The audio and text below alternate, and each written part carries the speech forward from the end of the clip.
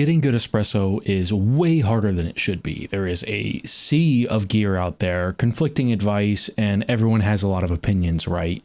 But it shouldn't be so hard. For most people, the result still doesn't taste quite right. My name is Bryce Himmelreich. I own a specialty coffee shop. I fix espresso machines, and I roast every single batch of coffee we ever serve. And today, I want to show you how to design your espresso workflow like a pro, whether you're at home or in a professional setting, to make sure you're getting the results you want. We're not going to start with gear.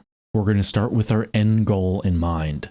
This is how we built our coffee shop's workflow, and it's going to help you make better espresso with less frustration. So before we picked our gear, layout, or method, we had to decide what were we trying to accomplish, what were our goals.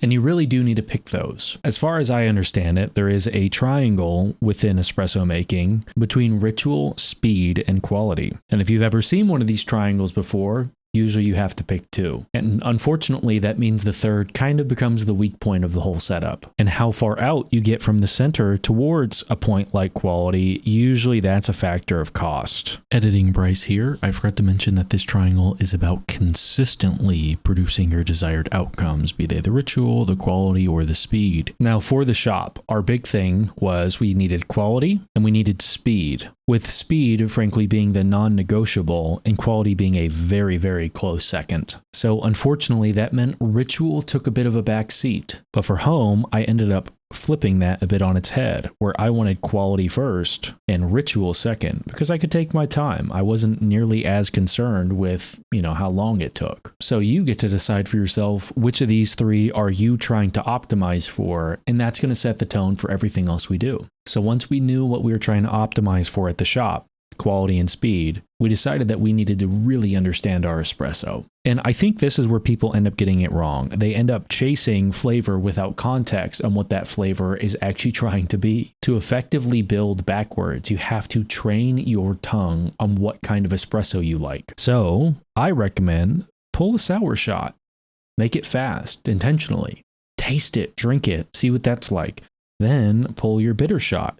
Do the exact same thing. And then we can play around in the middle. We know exactly what we're looking for and what balance would be being between those two. And in all of this, make sure you keep the beans the same. We will branch out. You're going to have plenty of room to do that. But whenever you're building your setup, this is very important. And if you have no gear right now, try to find a friend who might have some that would let you use their gear for a little bit. Just go over to their house, pull a sour shot, pull a bitter shot, and then try to get a good one too. And see if you can't understand the difference in what you end up liking. By doing this, you're building a mental flavor map that I tend to refer to as your flavor identity. What style do you like? Because you're going to be a little bit different from everyone else. So for the shop parameters, we did an A/B test, so a split test on the pre-infusion, shot time, ratios, and temperature. Now, a lot of machines won't have the ability to do pre-infusion or temperature, so you might just be working with your shot time and your ratios. But what we ended up discovering was we wanted an 8-second pre-infusion. Our shot time overall, including the pre-infusion, was between 33 to 34 seconds. We wanted a 1 to 2.2, and our temperature usually sat at a 199.8 for our bean. Now we can be very specific because we used the same bean for our main house blend every single time. You might not care as much about the temperature because again, you're going to be changing up beans and can't be that specific. So this is what I'm calling our flavor identity. And since I'm the one who ended up doing all of this, this is my flavor identity for the espresso that I wanted to serve. It's just what I like. And with this flavor identity, we now knew what our outputs, what our end goal was. We needed to be able to produce this as quick as possible, because again, our original constraint, one of them was speed, and then the other was quality. We just determined what our quality standard was, and now we need to get the speed down. Now, for a lot of shops, a 33 to 34 second brew time is long. That's a long pre-infusion as well. The ratios are pretty standard, and the temperatures, thankfully, are pretty consistent. But because we had longer shots, we had to be fast literally everywhere else. So we chose a Malkonig E80S because it could produce stellar shots and the full dose of about 18 grams within 3.1 seconds or so, which might be the fastest in the world. And because the grinds were so fluffy and so good, we don't WDT. We shake level and then we tamp. So we did an A/B test where we tried one case, WDT and full prep, and we blind tasted that against just a shake and tamp. Now, again, this is where the goals matter. Was the WDT plus full prep slightly better? Let's say it was a 9.2 out of 10. Yeah, but we could get a 9.0 or a 9.1 out of 10 with a shake and tamp and save something like 20 seconds on our overall puck prep time. That mattered. Unfortunately, like I said, you need to make a bit of a trade-off. So I wanted this quality to be at least a 9 out of 10, and I felt like I was very well achieving that with skipping a very lengthy step of high puck prep. So I was then accomplishing my speed step. So we could do puck prep usually within 10 seconds or less. So is it a quality knockdown? Yes, but this is unfortunately the constraint of any kind of coffee shop. So we optimize the system to be as good as possible, with speed being number one and quality being number two. That's a very, very close 1 and 2, but that meant that at the end of the day, we had to bump down by a 0.2 out of 10 because we needed speed. And as I mentioned, because we are doing this behind the bar and not in front of customers per se, they're not the ones making it. Ritual was a non-factor. Instead, we could undergird that later with, good cups, nice music, and smiles. So this is how we actually attained the ritual element that made people like coming back. Now, like I said, at home, it is a completely different story where we were focusing on quality and ritual. So speed, I'm not nearly as worried about it. Going back to that A/B test, I actually used those same beans at home a lot of times where I knew WDT and a full prep was better than a shake and tamp. Now I could actually go after that 9.2 out of 10 rather than the 9.0 out of 10 because I have more time at home. So we would do the full prep. And for me, that includes a shaker, a Moonraker clone, puck screens, and a volumetric machine.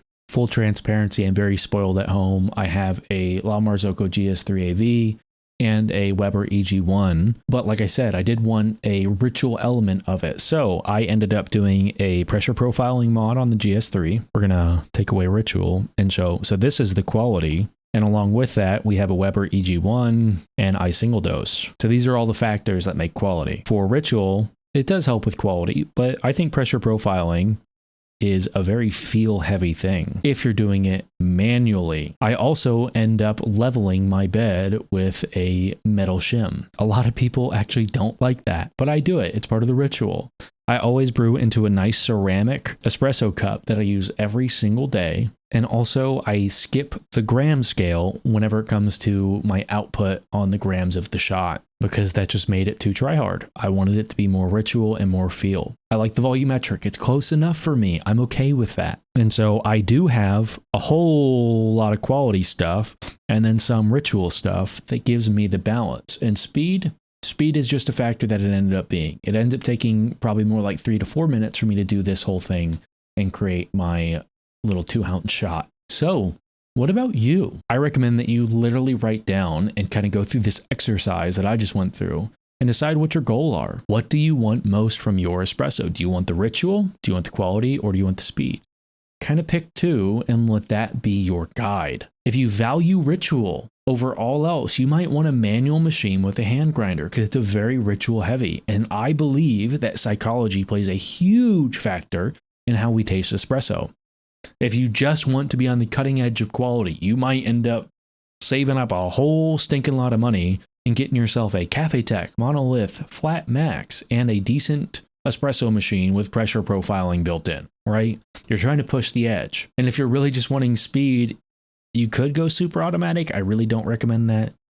But you're going to probably land on something with an volumetric and a hopper, like a Malconic X54. But you have to be honest with yourself. Don't just buy whatever the internet tells you, myself included. I have my setup because I like my setup the way it is. You might have different goals. I like ritual a lot. That makes me a bit unpopular in some of the YouTube coffee space. Quality is not my sole goal. I like enjoying what I'm making. Coffee is a ritual. It is a science and it is a craft. Let it be what you want it to be. Find your flavor identity and what your aim is. And frankly, each goal will require a slightly different system, so you need to customize it The only way is to start with the end goal in mind and work backwards. Now, you might be thinking to yourself, Bryce, I've already spent way too much money on my setup. There's no way I'm changing now. And maybe you're worried that you don't have it set up correctly or you bought the wrong gear. Don't worry, we can work with that. You don't need to start over. You just need to learn how to use your machine's strengths to your own advantage and stop fighting it. While this might be what you pick for your gear, the barista can be the master of all three in that triangle. I know that's a pretty bad triangle. Just think of what you're missing in that setup that you wish you had. And then as a barista, start padding around that with maybe some accessories or maybe whatever. It doesn't really matter, but you can usually end up compensating for your gear not being perfectly tailored by being a clever person. So our workflow at the coffee shop only makes sense because we started with the end in mind. I knew what I wanted quality-wise, and I knew what I needed speed-wise, so then I set up the whole thing. And at home, I realized I didn't care much about the speed, and so I focused solely on quality and ritual factors that would make me really enjoy the final product. So if you want to love your espresso more at home, start in the same way. Define the goal, build a taste profile, a flavor identity, and work backwards. Try to borrow some gear from a friend if you don't have anything, or just go taste some good coffee shops and ask what they're using and find the one you really love and work backwards from that. But you might be wondering to yourself, why is it I can build my own at-home workflow perfectly for my taste buds, and yet a lot of cafes and stuff still knock the socks off of anything I produce? Well, I'm going to address that in this video here, talking about some of the secrets that cafes and coffee shops use to make their stuff better and how you can go toe-to-toe with them.